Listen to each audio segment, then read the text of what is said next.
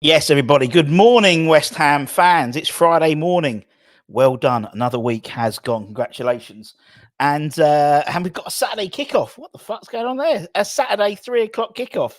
Unbelievable, Jeff. As we tend to do, obviously, we'll have Dave Moyes press comments later on and sort of all the stuff getting in the game for tomorrow. But what we try and do is get an opposition fan in and chew the fat with them a little bit. Just find out how their season's going and stuff like that. It's always looking out, finding out what's going inside in terms of inside the club. And God, I feel for Ped definitely after the trials and tribulations Everton have had so far this season. Let's bring in Ped from Toffee TV. Top man. Where is he? There he is. Man, fucking hell, your season, man, isn't it? Your season. I mean, it's like 3 now. I mean, it's like. Genuinely, honestly, it's like the last 3 seasons have been like one big season, honestly. And then that's following on from COVID. So literally since 2019, it has honestly felt like one continuous season. And it's just so tiring. And honestly, there's been doesn't feel like there's been any break whatsoever during each season. No, I know what you mean. No, I get that. Well, it was that COVID season was the longest season I think ever, weren't it? Because it was we had 6 months off in essence, and then we finished in in July, and then we had 2 weeks off, and that was it. And then you had all the everything else that goes along with it. But I mean, it's just been a complete slog, it seems, for you guys at the moment. And obviously, you got some points back, which is good. Yeah. I mean, I watch your streams all the time, so I know the general feeling of the Everton fan base in terms of everything that's gone on, because I think everyone would be the same, man. But and obviously you got the other case hanging over, isn't it? Isn't it by April? I think we have to find out, isn't it? I think it's but if we appeal it and if Forest appeal it, they won't actually know till the week after the season finishes. Which is just crazy. That's just crazy for everyone. That's not like an issue for Everton or Forest fans as much. That's an issue for everybody. Like the last week of the season is just going to be. It's just going to be so silly. That last day of the season, not knowing if obviously if we get to that point, but that's just that's not football, really, is it? That's just not football. No. It takes it out of the hands, doesn't it? Because you said, God forbid, I don't know, a team could think, we're just going to knock it in the corner and run the clock down with 5 minutes to go. And actually, a week later, they need that goal to stay up. It's a joke, man. It is a joke, and it's just, and then we all know, we're not part of the big six, are we? So it doesn't matter, does it? No, we're not. That's part of the problem, isn't it? It's that and there's a few teams who are not in the big six that act like they're in the big six, and then that makes it even stupider. I think it's just getting a bit silly now, isn't it? Getting silly. That's exactly it, mate. It's getting silly, and it's just, I think it's everything. It's not just like obviously the points and the deductions and all the charges, but just everything. It's just seems like VAR and shit like that. It just seems like everything's transpiring for everyone at the moment, unless you're a City or an Arsenal and Liverpool, it seems at the moment. It just every rule is in their favour, isn't it? Let's be honest.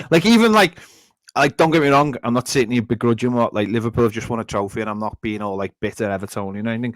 But even these kids that they've brought in, half of them they've brought in from other clubs, and I have no issue with that, because that's just the way football is now, and Everton has tried that and it didn't work.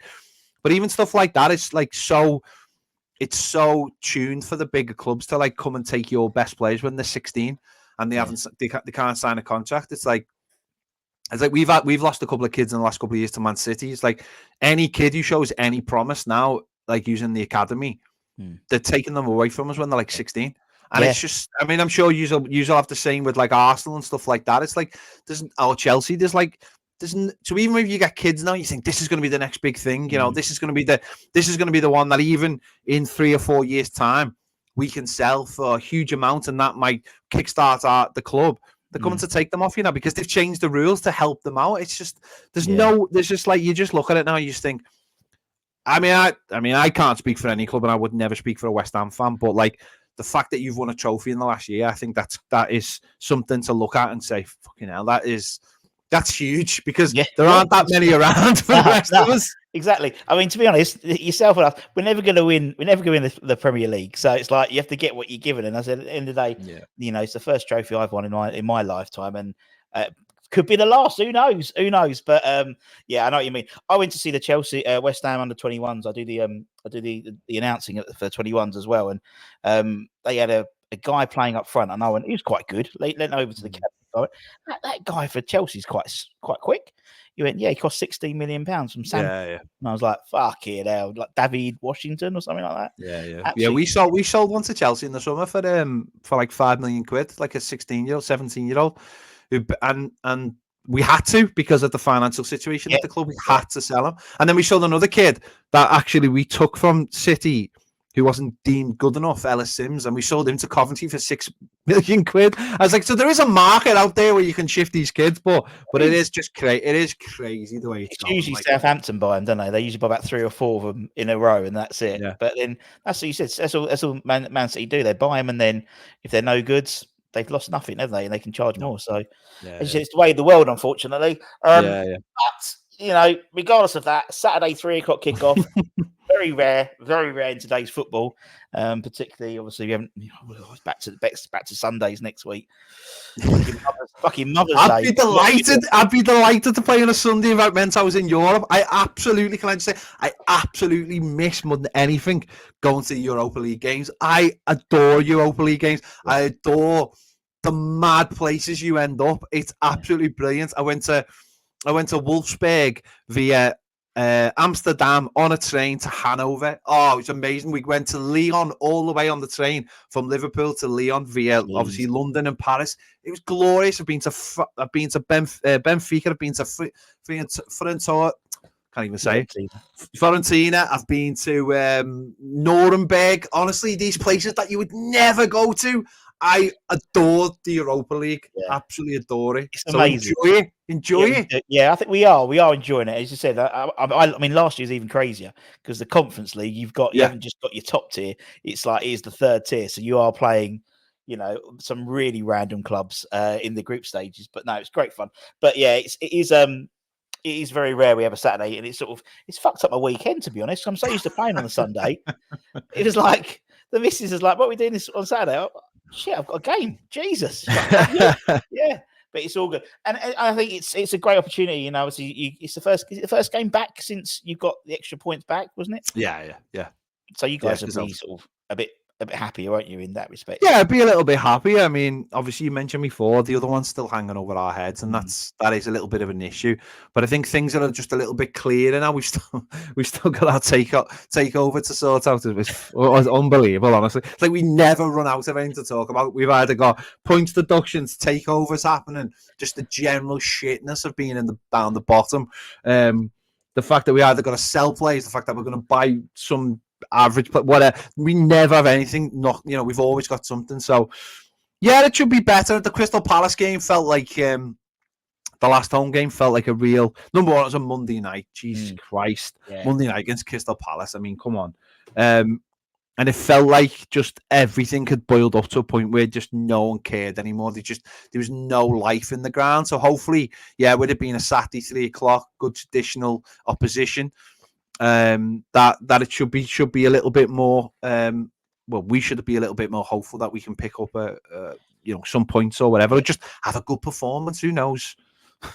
Well, I think to be honest, I think we've been in the same trajectory, to be honest, and it's like that Brentford game. I think on Monday night. I don't think anyone. I don't think no one could be asked. We had that feeling. It was like everyone was like just so ground down with the football, and we weren't winning and stuff like that, and it shows you how the weirdness of football. One game, and it's like everyone's like, "Fuck it, what? We're gonna win the lot. We're gonna win the lot. Come on, that's it. We're gonna win it all. We're gonna win it all. We just need to overtake. I mean, Brighton have got a 14 goal difference on us, but it doesn't matter. It doesn't matter. It's fine. No, it doesn't matter. It doesn't matter. It doesn't matter. They're on the down. We're gonna catch up. Man United are only 5 points behind in front of her.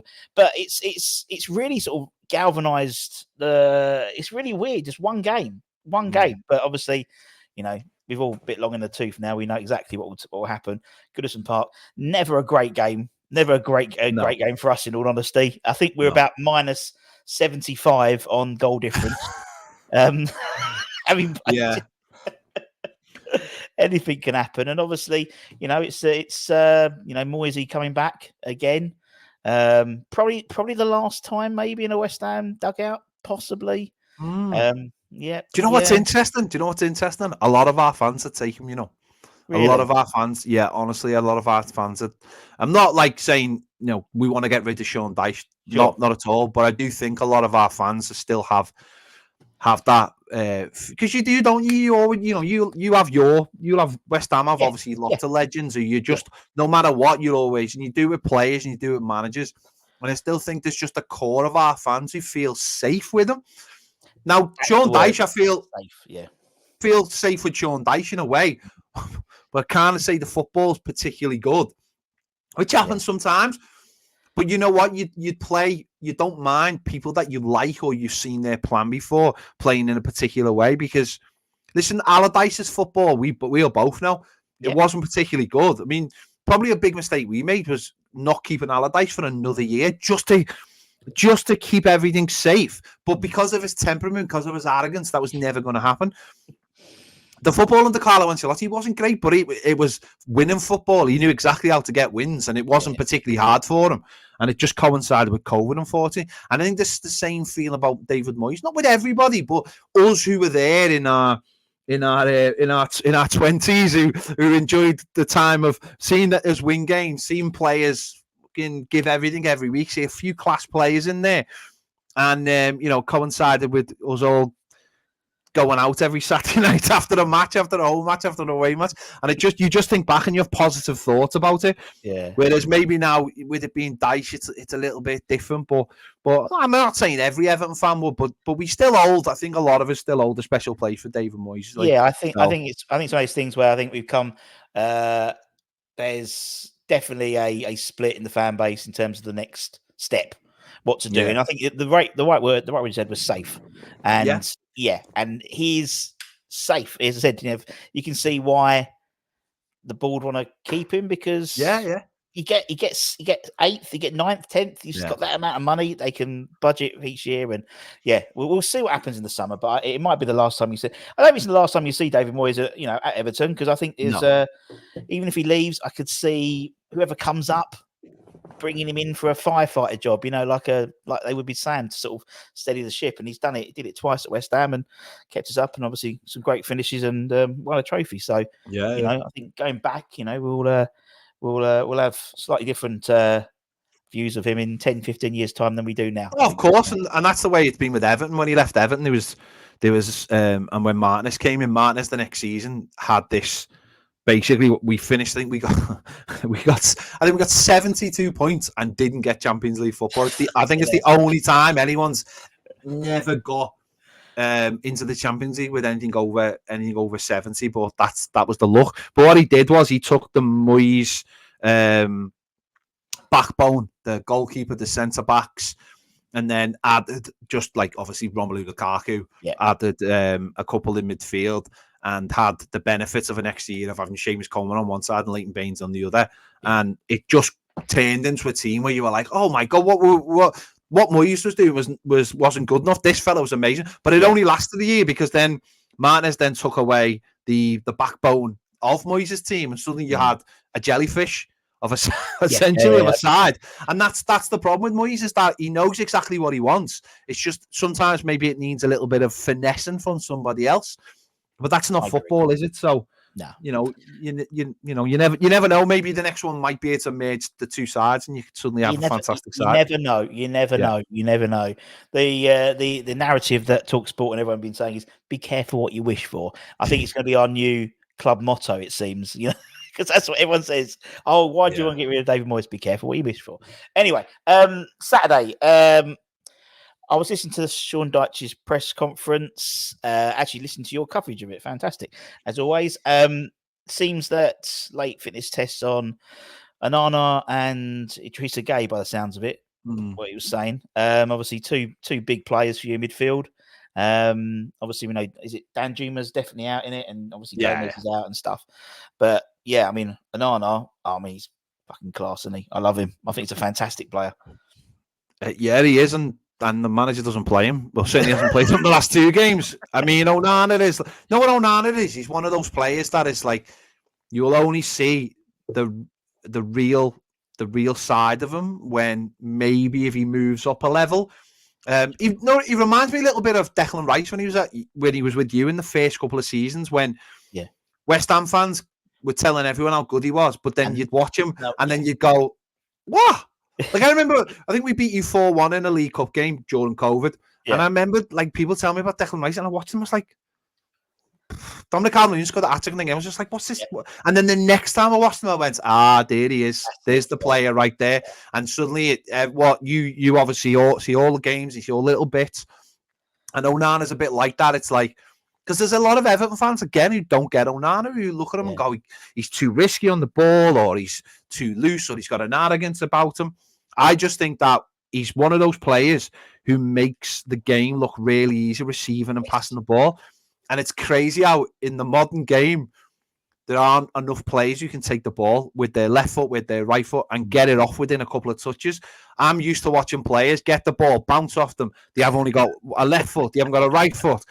Because that's the more you lose quality, the more you see that of players who can't play with 2 foot. And he is a very good player who maybe we're just not seeing the most of now, but we will eventually. I think he'll play on Saturday. I think he'll get through. He'll play. I think it'll be a Jessica Gay who'll miss out. And I think that's important for us because I think our home games now, I think you're the second best team we'll play this season because we've got Liverpool to play at home. So out of the remaining fixtures, we've got Liverpool, yourselves, and then we've got the likes of Forest and Burnley and a couple of others who will give us the ball. And like having the ball is Everton's kryptonite. It literally is Everton's kryptonite. That's it. You're playing to our fucking hands then, Peg. Yeah, exactly. That's my own. Genuinely, I know Bowen is in form and stuff, and Paqueta's back, but that's my biggest fear is that you go, you have the ball, because that's where we struggle. And having an Onana on the pitch who wants the ball, it will help us. Whereas last week when we went to Brighton, we obviously they're going to have a lot of the ball. He started with 2 holding midfielders and left Onana on the bench, and it did work. We soaked it all up, and then Jessica Gay went off at half time, and Onana came on. And it didn't really change the trajectory of the game, but you could tell we don't mind not having possession at all. So that's my worry for these remaining home games. Apart from Liverpool, who'll probably have like 97% of the ball or something. Yeah, exactly. And of it, I mean, it's one of those things where you're totally right. When our tactic is basically to just it's Moyes ball, isn't it? It's Moyes ball. So it is literally soak it up. And I think it's gonna be interesting because obviously I think this is the first time potentially we haven't had Dave Moyes press conference just yet in terms of any injuries, but I don't think there's any injuries. So it'll be the first time since before the AFCONs, before December, really, that we had a fully fit squad. Because Phillips will be not fit, but Calvin's available. So he's not necessarily fit, but he's available. So it's going to be really interesting to see what Moyes does because obviously he never changes a winning side, but then you're paying 150 grand a week for someone to sit on the bench. So it's like, yeah. And I don't think there's a place for it at the moment, to be honest. I think Thomas Suchek played fucking good on Monday, and that was really surprising. But now I'll take a draw. That is literally always my stock answer. Is a 2-2. That's a mantra to start games, and then you just go, "Well, we're doing all right here. Actually, if we can nick it or whatever." Yeah. If you just know, as soon as we're doing okay, it's all going to fuck up. But I mean, it's one of those things. Obviously, yourselves are on a not a great run of form in the Premier League either. We weren't to until Monday, so it's bound to be a goal fest, isn't it? That'd be nice. No, it's not. It's not going to be a goal fest. It's absolutely not going to be a goal fest. Our run, we haven't won since mid-December, which coincided with the Corey going off the side, and we've actually only won one game. Sorry, Sean Dyche has only won one game in over a year without the Corey being out of the side, which was the Crystal Palace FA Cup win, the replay. The Corey's been so integral. He got injured at Burnley, went off at half time. That was the last game we won. He came back for the Villa game, which was mid-January. Got injured again, was out for another month, and now he's back. This will be his third game, so he's only just getting up to speed. And we just can't find goals. And we're the same. We're the same. Paqueta. No, well, that's it. Yeah, that's it. When you're stretched, isn't it? And he plays in that split role of he can 1 minute he's playing centre midfield, the next minute he's playing as a centre forward. Yeah, and that's why you can't pick him up. A lot of teams struggle to pick him up, but if he's not fit, and he's better away from home.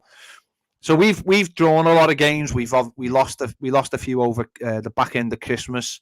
We went to City and got beat, but defensively we are really good. I think we're the third best defense in the Premier League, but we can't score goals from open play. We've got like half our goals come from set pieces. Again, last week at Brighton, even though it's a fantastic finish, it comes from a set piece. And that's where we're really, really struggling. So I can't imagine there being too many goals in this game because that is like we just honestly, we have a team that will just die in front of the goal to stop the opposition scoring. But when it comes to the other end, we are really struggling.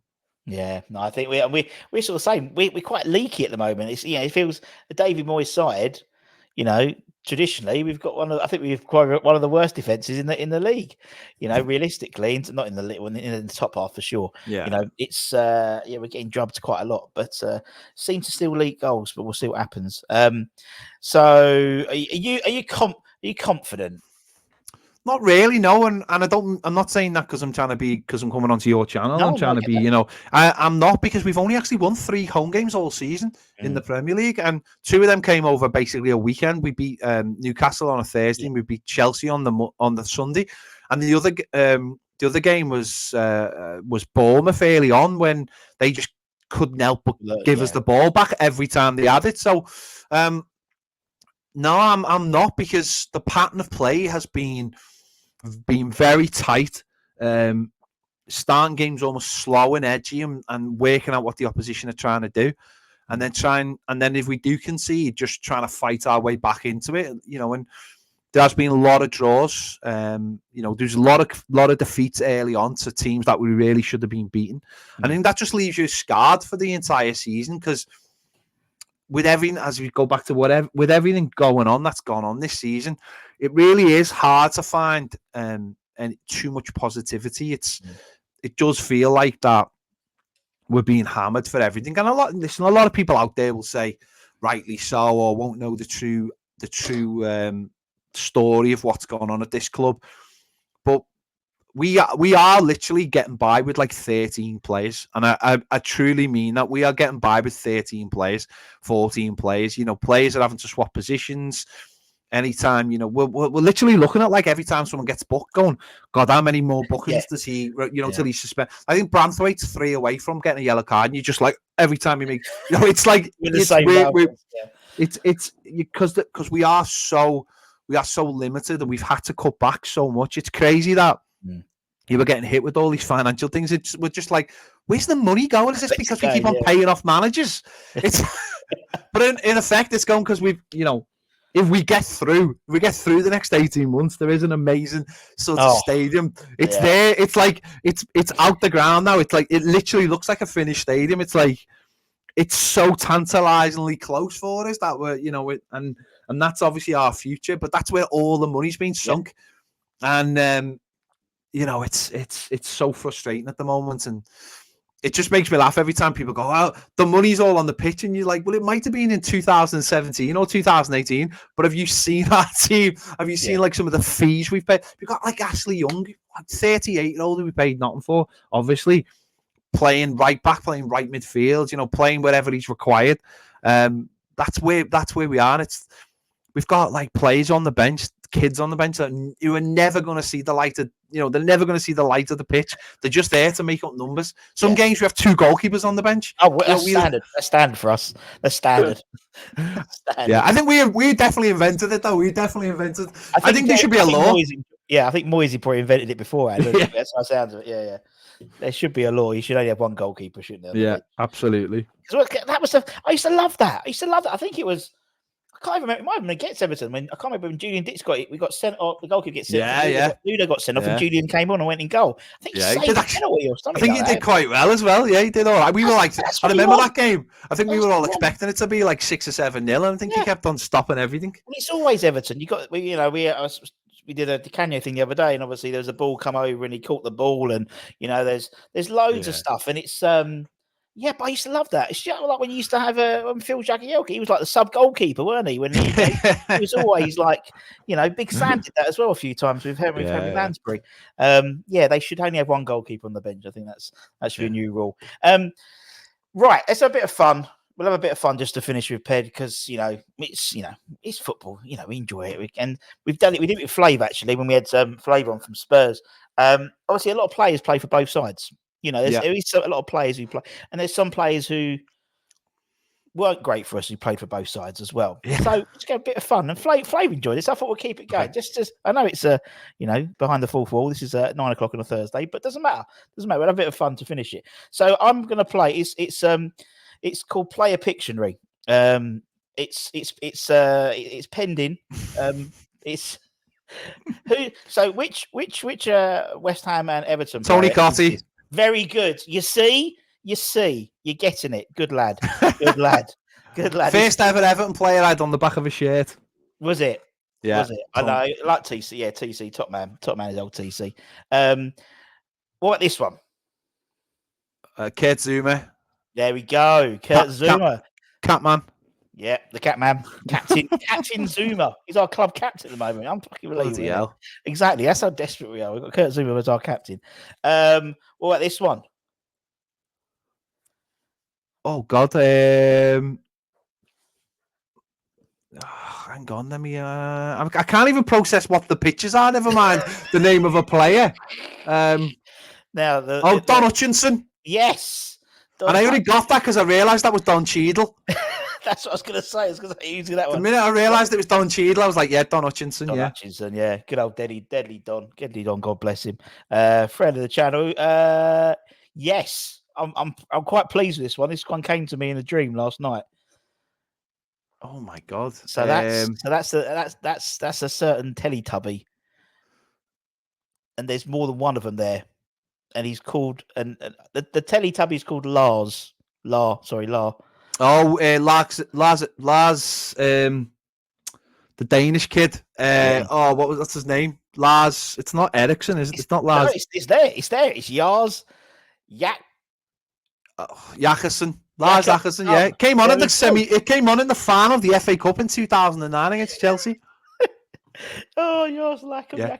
I'm so absolutely Lars brilliant. Jakobsen, yeah. Lars Jakobsen, God bless him.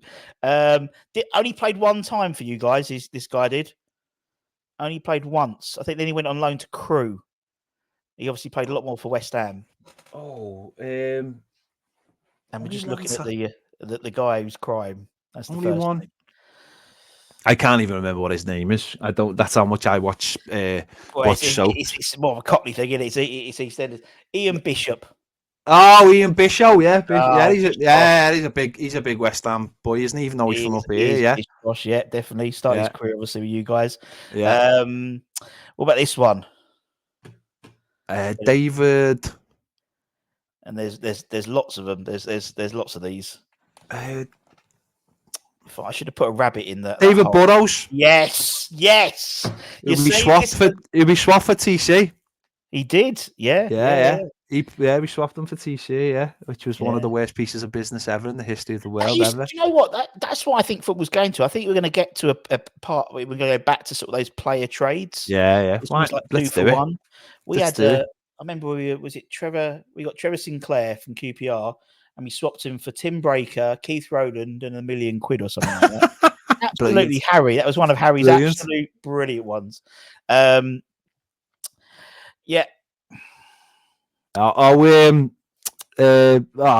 Valencia. Yes, Enna Valencia. Enna Valencia, who actually did okay with us. Like he came on a couple of times, and I think he scored, and he also set up a goal for Lukaku in a big important game. And I remember speaking to some West Ham fans when we got him, they were telling us how bad he was, but he was okay coming off the bench just to help out.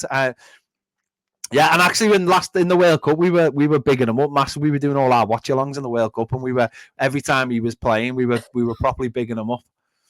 I remember it was one of those ones where we sort of said, right, we're going to sign a World Cup star. And we're like, oh, fantastic. Who are we going to get? And then, like, in Valencia, he was about, a strong wind would blow him over, bless him. Right. We've only got a couple more. What about this one? Now, this one, I was really proud of. This was like a mid-90s midfielder. Injuries, he would have been a really good player. Oh, I'm just playing up into the drama, and I knew it was the minute it happened. It's Danny Williamson. I know, Williamson. I'm just playing the drama here. I'm so. I'll never know what happened to Danny. He got injured instantly, and he basically just went I don't even know what happened to him. Like he just neither. 2 years. I think he was injured, and then he just retired. And don't think anyone's heard sight or sound of him since. No, well, he's a West Ham boy, so yeah. We've had, I don't know, like you get a lot of ex-players. We've probably about 100 on the channel, and he's the one I can't get hold of. Yeah. You know, and there's certain ones like him and Paul Kitson. It's like, just want to, just want to. It's crazy that, isn't it? Because like in the era of football we're in now, we know everything about them, social media and everything. Yeah. I mean, we had them. I might know. There's Joe Parkinson who played in the cup final in '95, got a winners medal, was right on the verge of playing for England. Then he got a terrible knee injury, and he basically just quit. He worked at Everton for a little bit, quit, and then just ended up on building sites. And then luckily, because through basically doing appearances and after dinner and stuff, got back into the club. And it's mad the way there's an era of football where even players who won stuff just disappeared and ended up just having normal jobs. And we had one. It's mad. We had one who's been on the channel. I loved it in the mid-90s. A guy called Matthew Rush. He was a winger, and it was around sort of the early 90s. He went to Norwich afterwards, and then quit football completely because his wife was a professional tennis player, and so sort of he became a house husband. Brilliant. And then we got him on the channel, and he's like, he says, why do you want to know from me? I said, well, because like you played for like my boyhood club, you know. That's what I love doing. I love getting the random ones, the ones who have played like 3 or 4 who you don't see on the circuit. No, I do. They're the ones I love. You love just finding out what happened. Here's one for you. Have you ever interviewed, and I don't know this lad's name, have you ever interviewed the lad who they were talking about in the interview with Harry when he was telling everyone Frank was the future? Scott, has anyone ever spoke to him about how he feels now?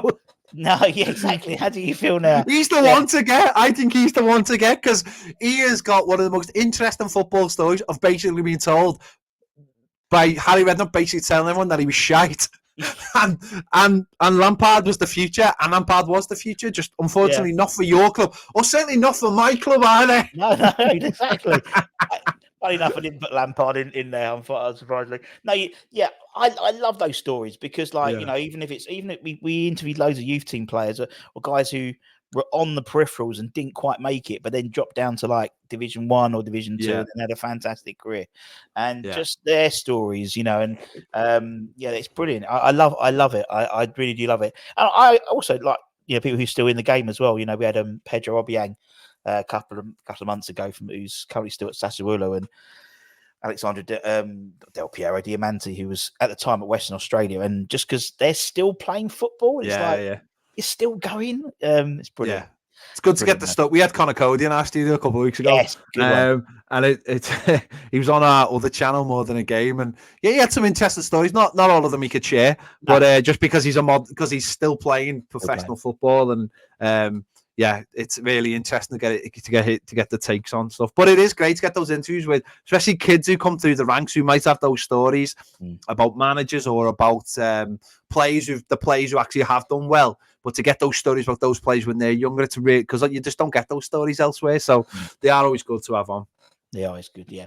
Ped, man, I'm gonna let you go to sleep, mate. It's been a pleasure, absolute pleasure, man. And I wish you all the best for the rest of the season after Saturday, of course. Of course. And I'm sure you guys, check out. I watch Toffee TV all the time. I think it's really, really great. Come and wallow in the misery. Why not?